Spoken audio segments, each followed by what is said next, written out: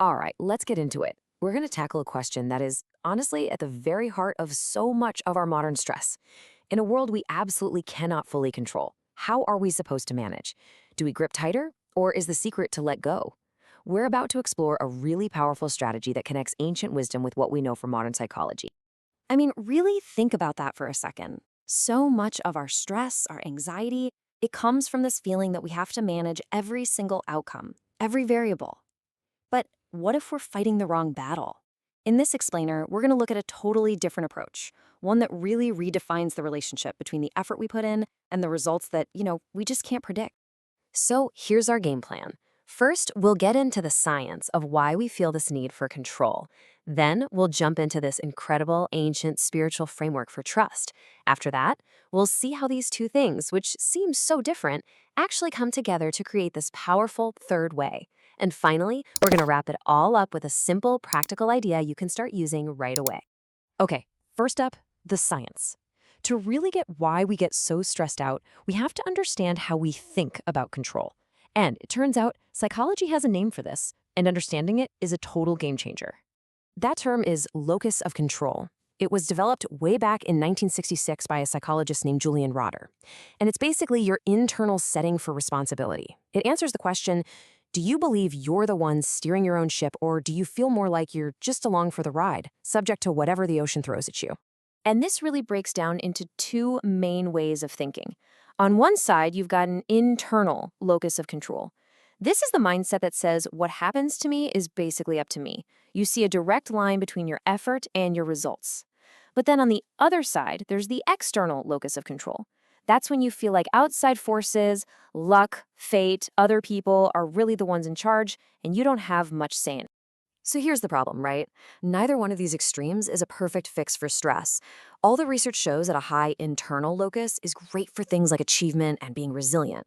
But when you come up against something you truly can't control, like a sudden illness or a global event, it can lead to some serious burnout and anxiety. But then a high external locus often leads to feeling helpless and distressed because you don't feel like you can change anything. It's a real catch-22. So if modern psychology kind of leaves us in a bind here, where do we look for a better answer? Well, let's pivot to a completely different framework, one that's ancient but feels more relevant than ever. We tend to think of these mind-body ideas as being pretty new, but the thing is, they have incredibly deep roots. For example, back in the 9th century, a scholar named Al-Bulki was writing about the connection between mental and physical health, basically pioneering cognitive therapy over 1,000 years before it became a big deal in the West. And it's from this same rich tradition that our next big idea comes from. And that concept is called tawakkul. The word itself comes from the root wakala, which literally means to entrust something or to authorize someone to act for you. So a wakil is like an agent or a trustee. Tawakkul, then, is the act of appointing the ultimate trustee to handle your affairs. This isn't just wishful thinking. It is an active, conscious delegation. Now, there is one core teaching that just perfectly captures what tawakkul is all about. A man once asked the Prophet Muhammad if he should just leave his camel untied and trust God to keep it safe.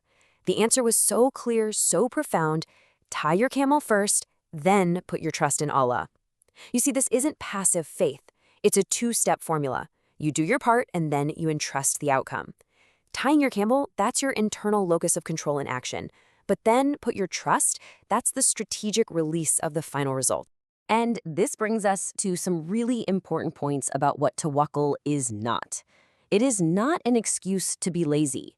It's not about pretending problems don't exist, and it is definitely not some kind of passive, fatalistic, whatever happens, happens attitude. It's an active, ongoing mindset you practice all the time, in good times and bad. It requires you to show up and give your best effort.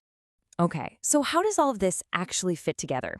Let's talk about how we can build this third way by bridging that psychological dilemma of control with the spiritual art of trust.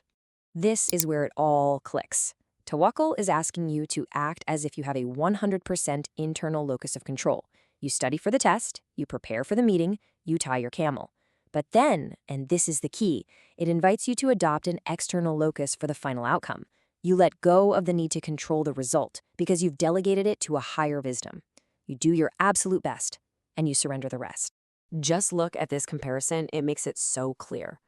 The anxious, control-obsessed mind sees effort as I have to succeed. It sees uncertainty as a danger and failure as a personal flaw. And the result?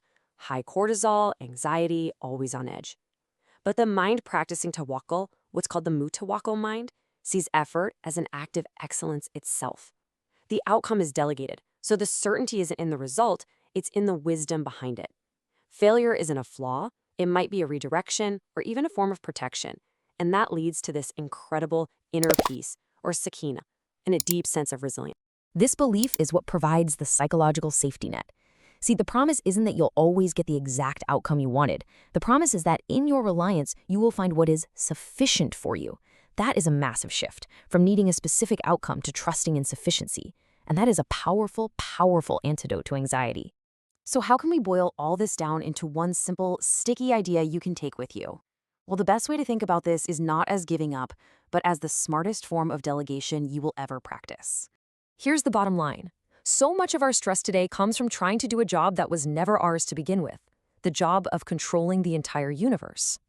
Tawakkul is the relief, the deep exhale of handing that responsibility back. You are the manager of your efforts. Your job is to tie the camel, but you are not the director of universal outcomes. And realizing that isn't your job, that is true freedom. So I'll just leave you with this question to chew on. Think about all the energy you spend worrying about the what-ifs, the worst-case scenarios, all the stuff you ultimately have zero control over. What if you just consciously delegated that last 10% of worry? What could you accomplish with all of that energy, that focus, and that peace of mind if you put it back into the 90% that is in your hands? Something to think about.